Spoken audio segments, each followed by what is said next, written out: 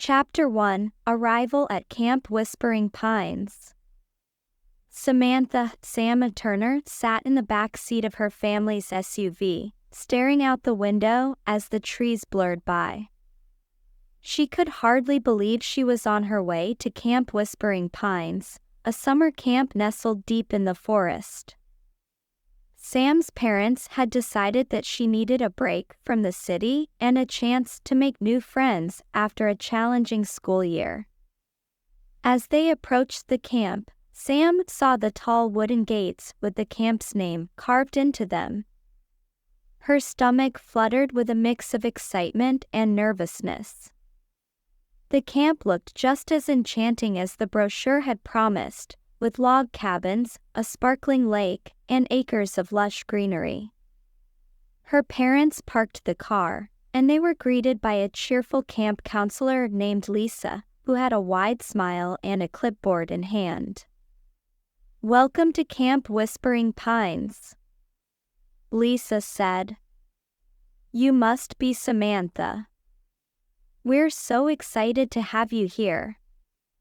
"Just call me Sam," she replied, returning the smile.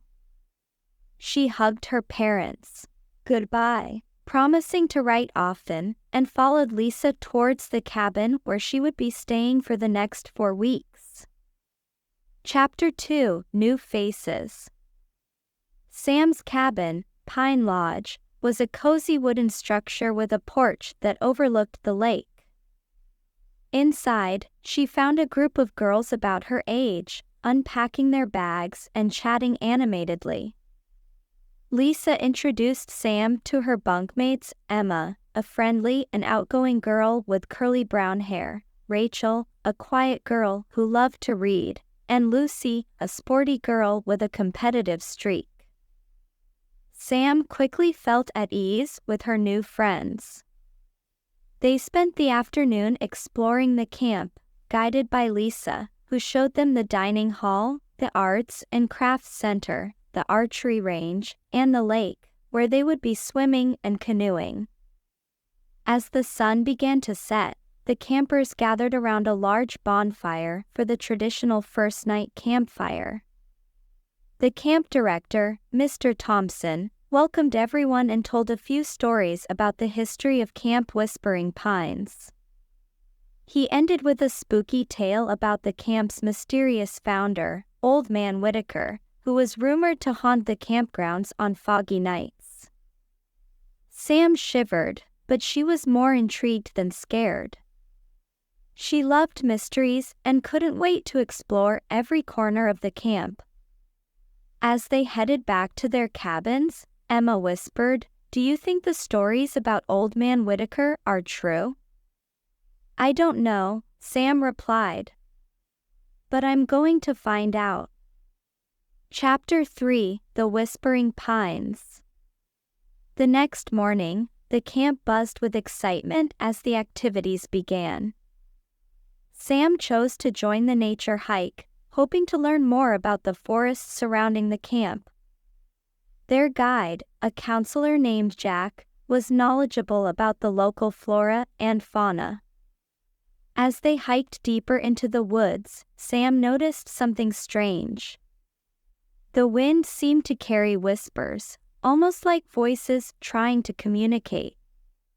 She mentioned it to Jack, who chuckled and said, "That's why they call it Whispering Pines. The wind through the trees can sound like whispers. Some say it's the spirits of the forest talking to us." Sam's curiosity was piqued even more. She made a mental note to explore the forest further on her own. That night, after lights out, she shared her observations with Emma, Rachel, and Lucy. "There's something strange about these woods," she said. "I heard whispers during the hike today." Emma's eyes widened. "Maybe it's Old Man Whitaker's ghost." Rachel, ever the skeptic, shook her head. "There's no such thing as ghosts. It's just the wind." Lucy grinned. "Well, ghost or no ghost, it sounds like an adventure. Let's check it out tomorrow. Chapter 4: The Secret Map. The next day, after their scheduled activities, the girls decided to explore the forest. They packed a few snacks and a flashlight, just in case. As they ventured deeper into the woods, the whispers grew louder, more distinct. Sam felt a chill run down her spine but pressed on, driven by curiosity. They stumbled upon an old, overgrown path that led to a small, hidden clearing. In the center of the clearing was a large, flat rock with strange symbols carved into it. Sam traced the carvings with her fingers, trying to decipher their meaning. "Look at this," Emma said, pointing to a corner of the rock where a small, weathered box was hidden. They opened the box to find an old map, yellowed with age. The map showed the campgrounds and the surrounding forest, with several locations marked with an X. Rachel studied the map closely. "It looks like a treasure map," she said. "Maybe Old Man Whitaker left it behind." Lucy's eyes sparkled with excitement. "Let's follow it and see where it leads." Sam agreed, feeling a surge of exhilaration. They decided to start their search the next day, after their morning activities. They carefully folded the map and hid it in Sam's backpack, eager to uncover the secrets of Camp Whispering Pines. Chapter 5: The First Clue. The next morning, the girls could hardly contain their excitement. They completed their camp activities quickly and met at the clearing with the map. They decided to start with the nearest marked location, which appeared to be an old cabin deep in the woods. As they approached the cabin, they noticed it was in a state of disrepair, with vines and moss covering its wooden walls. The door creaked as they pushed it open, revealing a dusty interior filled with old furniture and forgotten belongings. Sam spotted an old journal on a table and carefully opened it. The pages were fragile, but she managed to read the entries. It belonged to a man named Thomas Whitaker, who appeared to be Old Man Whitaker's son. The journal detailed his attempts to find his father's hidden treasure, which he believed was buried somewhere on the campgrounds. The final entry caught Sam's attention. "The first clue lies where the shadows grow, beneath the pines where the whispers flow." Emma read the entry over Sam's shoulder. "Shadows grow? That sounds like a place with tall trees." Rachel nodded. "And the pines where the whispers flow could be the Whispering Pines." Lucy grinned. "Looks like we're heading back to the forest." Chapter 6: The Hidden Cave. With the journal in hand, the girls set off towards the densest part of the forest, where the tallest pines stood. The whispers grew louder as they ventured deeper, making it easier to navigate. Sam felt a strange connection to the forest, as if it were guiding them. They soon found themselves in a grove of ancient pines, their branches casting long shadows on the forest floor. In the center of the grove, they discovered a narrow opening in the ground, partially hidden by roots and fallen leaves. It looked like the entrance to a cave. "Do you think this is it?" Emma asked, peering into the darkness. "Only one way to find out," Sam replied, taking out the flashlight. "Let's go." They carefully climbed down into the cave, their footsteps echoing off the stone walls. The air grew cooler as they descended, and the whispers seemed to follow them. The cave opened up into a large chamber, where they found an old chest covered in dust. Sam's heart pounded as they approached the chest. With trembling hands, she opened it to reveal a collection of old coins, jewelry, and a small, ornate box. Inside the box was a beautifully crafted compass, its needle pointing unwaveringly towards the north. "Is this the treasure?" Lucy asked, examining the items. "It's part of it," Sam said, holding up the compass. "But I think there's more. The compass might lead us to the next clue." Chapter 7: The Final Clue. The compass led them back to the campgrounds, its needle pointing towards the old boathouse by the lake. As they approached, Sam felt a sense of anticipation.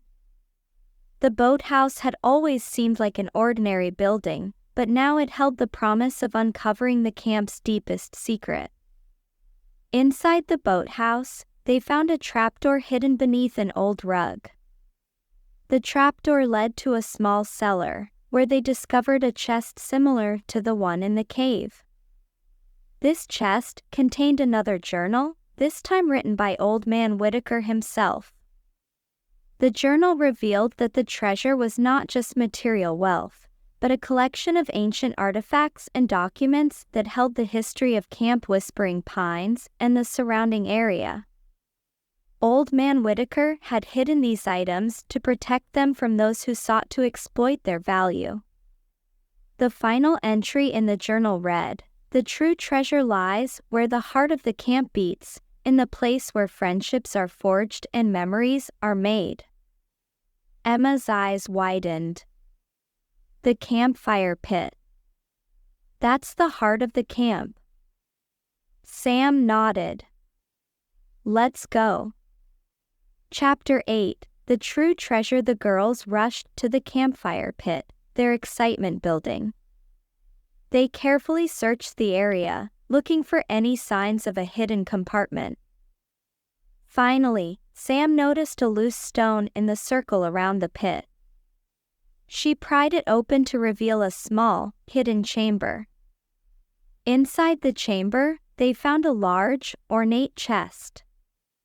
With great anticipation, they opened it to reveal a collection of ancient artifacts, including old maps, journals, and beautifully crafted items from the early settlers of the area. There were also letters and photographs documenting the history of Camp Whispering Pines. As they examined the treasure, Mr. Thompson approached, having noticed their excitement. "What have you girls found?" he asked, curious. Sam explained their adventure and showed him the artifacts. Mr. Thompson's eyes widened in amazement. "I've heard stories about Old Man Whitaker's treasure, but I never thought it was real. This is incredible." The girls were hailed as heroes for uncovering the camp's hidden history. The artifacts were carefully preserved and displayed in the camp's main hall, where they could be appreciated by future generations of campers. Chapter 9: A Summer to Remember. The rest of the summer flew by, filled with more adventures and unforgettable experiences. Sam, Emma, Rachel, and Lucy became inseparable friends, bonded by their shared quest and the secrets they had uncovered. Sam felt a deep sense of belonging and fulfillment.